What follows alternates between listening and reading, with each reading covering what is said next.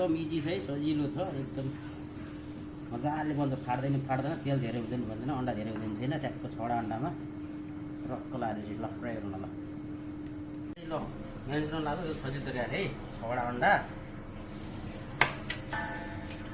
यो या तिमीले काम गर्छ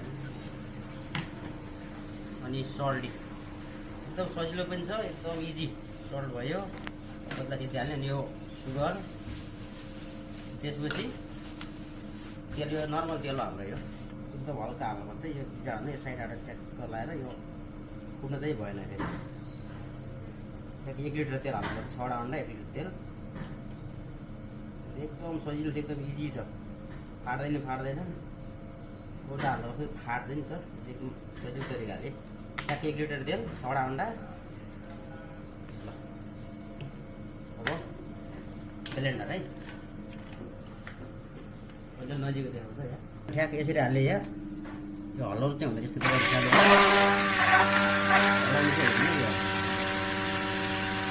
मजासँग सेकेटारी हुन्छ, सेकेटारी गर्ने। यसलाई चाहिँ निकाल्यो भने बिग्रिन्छ, यसलाई चाहिँ निकाल्नु हुँदैन है, यसलाई चाहिँ यहीँ हुनुपर्छ।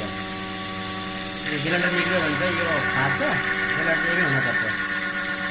मजासँग है, यति भयो भने ट्याक्क लेमन जुस हाल्ने, ट्याक्कै उता सानो लेमनको भयो। अनि फेरि यसलाई होइन भइसकेपछि यस्तो गरेर चाहिँ तल झऱ्यो भने चाहिँ यो बराबर भाउ हुन, त्यसै अघि एकदम दामी झर्दै